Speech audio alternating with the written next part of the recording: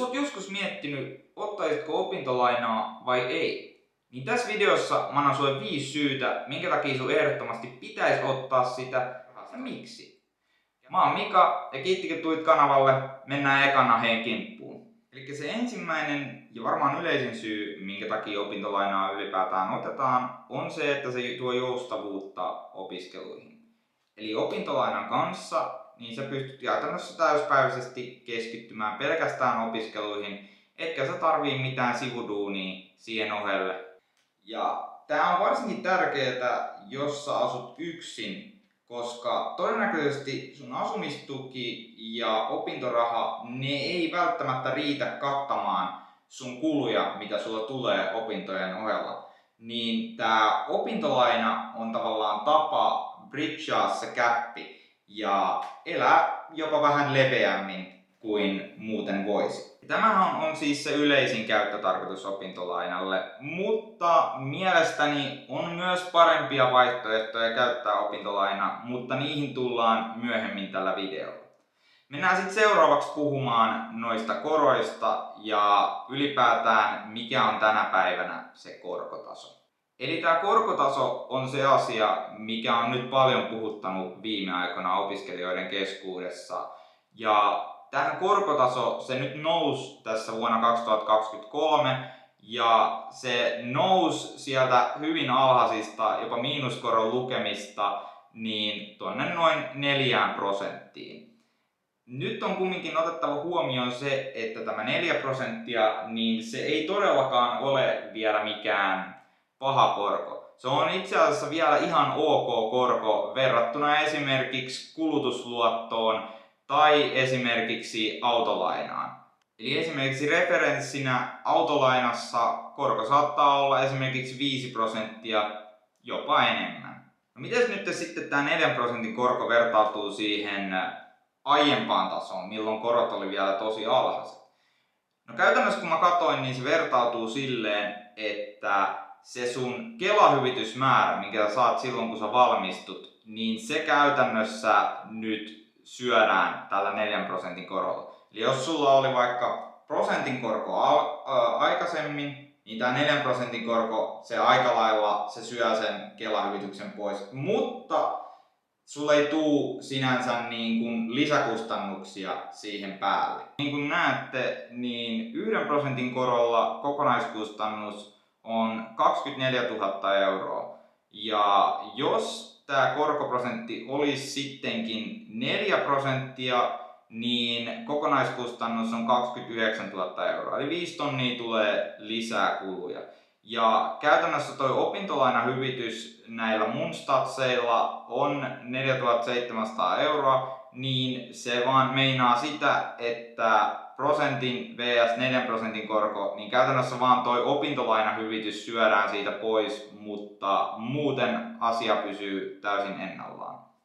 No nyt kun päästiin puhumaan lainahyvityksestä ja itse asiassa Kela-hyvityksestä, niin ihan nopeasti käydään läpi, että mikä homma on ja miten se toimii.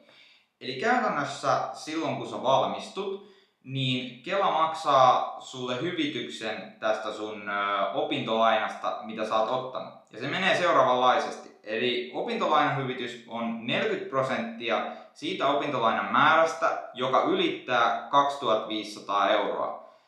Ja sun tulee siis nostaa yli tää 2500 euroa, jotta sä voit saada tai päästä tähän 40% opintolainahyvityksen piiriin. Eli jo esimerkiksi omalla kohdalla, kun mun opintojen laajuus oli 240 opintopistettä, niin se mun huomioitavan lainan enimmäismäärä oli 4700 euroa. Toisaalta on huomioitava, että sä pystyt kyllä nostamaan enemmän lainaa kuin mitä on laitettu huomioitavan lainan enimmäismääräksi. Eli esimerkiksi omassa tapauksessa Kelan mukaan enimmäismäärä, mitä pystyn nostamaan, että mä saan enimmäismäärän hyvitystä, oli 14 400, mutta itse kyllä nostin 23 000 euroa.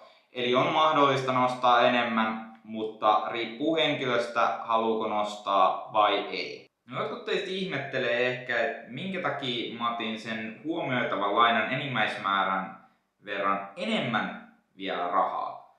niin se taas johtuu siitä, että mä halusin mahdollisimman ison sijoitussalkun. Ja mennään itse asiassa tuohon sijoittamiseen nytten. Eli se on se vaihtoehtoinen tapa, miten sä voit käyttää sen sun opintolainan. Sanotaan, että sä otat koko sun opintolainan ja sijoitat sen S&P 500 indeksirahastoon, niin käytännössä se pitäisi tuoda pommin varmasti noin 5-7% tuottoa vuodessa.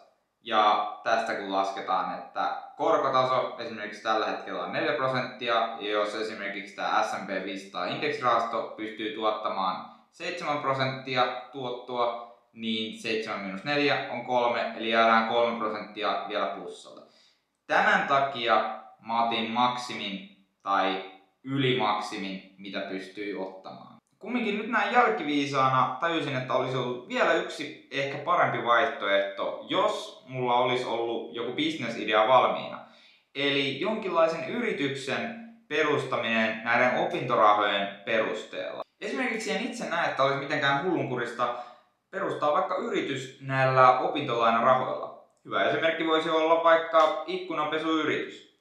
Se vaatii vähän pääomaa alussa ja tuottopotentiaali voi olla kohtalaisen hyvä, riippuen tietenkin alueesta.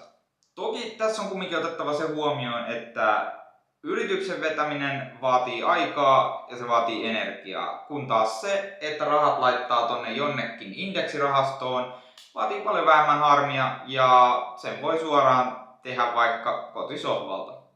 Käytännössä toisella joudut tekemään työllä lisää rahaa, varsinkin alkuvaiheessa, ja toisaalta teet rahaa jopa nukkuessa, kirjaimellisesti. Toivottavasti tämä herätti nyt ajatuksia, että minkä takia opintolainan ehdottomasti kannattaisi ottaa, mutta jos olet yhä sitä mieltä, että ei kannattaa ottaa, niin kerro kommenteissa alhaalla, että minkä takia ei kannattaisi ottaa. Olisi kiinnostava tietää. Kommentoikaa myös alas, jos teillä on jotain videoehdotuksia, mistä haluatte nähdä videoita, ja muista tykätä ja me nähdään ensi videossa.